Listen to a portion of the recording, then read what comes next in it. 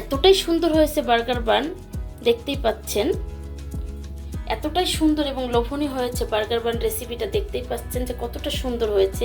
এখন বিসমিল্লাহির রহমানির রহিম। আসসালামু আলাইকুম দর্শক, কেমন আছেন? আশা করি ভালো আছেন। আমিও ভালো আছি। দেশ ও দেশের বাইরের থেকে যারাই আমার এই ভিডিওটা দেখতেছেন তাদেরকে আমার রান্নাঘরে স্বাগতম। আজকে আমি দেখাবো ঘরে তৈরি করে একদমই গ্যাসের চুলায় কিভাবে একদম ওভেনের মতো পারফেক্ট রেস্টুরেন্ট স্টাইলে বার্গার বন রেসিপি। কতটা সুন্দর বা লোভনীয় হয়েছে আমার বার্গার বন, দেখতেই পাচ্ছেন এতটাই সফট হয়েছে।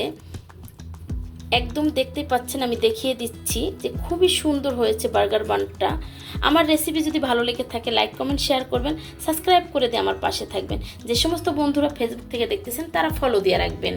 এখন পর্যন্ত যারা একটা লাইক দিয়ে ভিডিওটা দেখা শুরু করে নেয়, প্লিজ বন্ধুরা একটা লাইক দিয়ে দেবেন। চলুন দেখে না যাক কি কি উপকরণ লাগতেছে আজকে এতটা সুন্দর আমার ঘরোয়া বনের জন্য।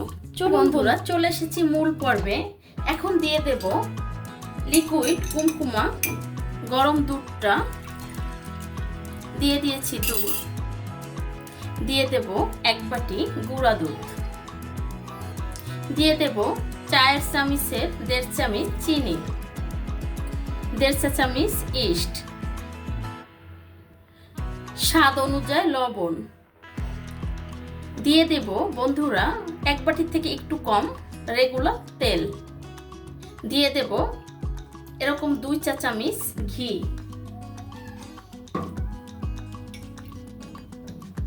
খুব সুন্দর করে এটাকে মিক্স করে নেব। এখন 2 কাপ আর একটু ময়দা দিয়ে দেব।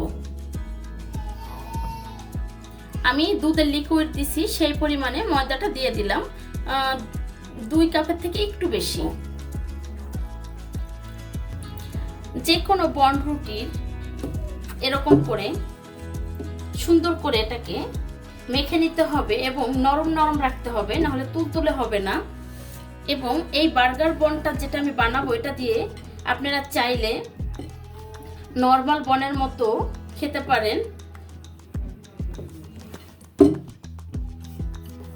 একদমই হয়ে গেছে খুব সুন্দর ডোটা।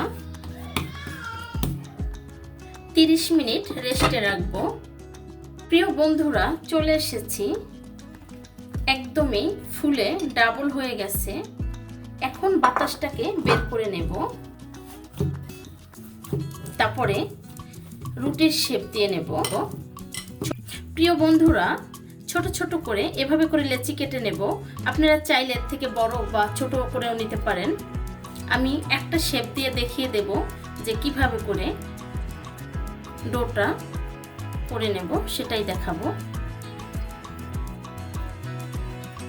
এভাবে করে পিছনের দিকে মুড়িয়ে এভাবে করে দিয়ে দিলেই উপরের সাইডটা খুব সুন্দর একটা শেপ চলে আসে। হয়ে গেছে। আর একটা লেচি কেটে নিচ্ছি এভাবে করে।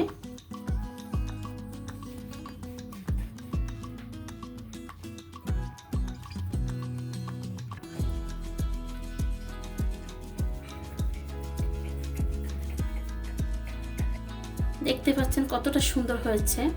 বার্গার বন তৈরি করা হয়ে গেছে। এখন এখানে একটা পাত্রে দেখতে পাচ্ছেন ননস্টিক সসপ্যানগুলো আছে যেটা, সেটা ভিতরে বসিয়ে দিয়েছি। এখন 30 মিনিট পর্যন্ত অপেক্ষা করব ফোলার, তারপরে কুসুম ব্রাশ করে চুলাটা অন করে দেব। বাদবাকিটা একটা প্যানে বসিয়ে দিয়েছি। বন্ধুরা 30 মিনিট হয়ে গেছে। এখন আমি দেখে নেব পাউরুটিটা একদম ফুলে উঠেছে, দেখতেই পাচ্ছেন। এখানে আমি 4টা ডিমের কুসুম নিয়েছি। 4টা ডিমের কুসুমে এখানে আমি 1 ফোঁটা ফুড কালার দিয়েছি, কালারটা যেন একটু ডিফারেন্ট আসে কুসুম থেকে, যার জন্য। এখন ব্রাশ করে নেব। আমি এর আগের বারও আমি দেখিয়েছি হাতে বন বানিয়ে বার্গার বানিয়েছি, তো খুবই সুন্দর কালারটা এসেছিল, যার জন্য আজকে মনে হলো আমি আবার একটু কালার দিয়ে দেই, দেখতে একটু সুন্দর লাগবে। বাচ্চাদেরকে যখন দেই তখন বাচ্চারা খুবই পছন্দ করে কালারটা দেখে, ওরা আরেকটু তাড়াতাড়ি কালারফুল দেখে খেয়ে নেয়। তো কুসুমের কালারটা সুন্দর আসে, বাট এতটা কালারফুল করে তুলতে পারে না। তো যার জন্য আজকেও আমি এই সেম কালারটা ব্যবহার করেছি। তো আজকের কালারটা খুবই হালকা দিয়েছি। এভাবে করে এর উপর দিয়ে তিল ছড়িয়ে দেব, কিছু কাঁচা তিল ছিটিয়ে দেব, যেটা বার্গার বনে দেওয়া হয়। উপর থেকে তিলগুলো ছিটিয়ে দিয়েছি। এখন চুলা বসিয়ে দেব, চুলাটা জ্বালিয়ে দিয়েছি, ঢেকে দেব। আর এখন ফুল অন রাখতে হবে। যখন এটা ভালোভাবে ওভেনের মতো ভিতরে গরমটা হাওয়া দিতে থাকবে, তখন মিডিয়াম টু লো হিট করে দেব। বন্ধুরা, এখন এটা উঠিয়ে দেখে নেব যে কতটা সুন্দর হয়েছে আমার বান। দেখতে পাচ্ছেন খুব গরম, হাত দেওয়া যাচ্ছে না, একটু পরে উঠাতে হবে।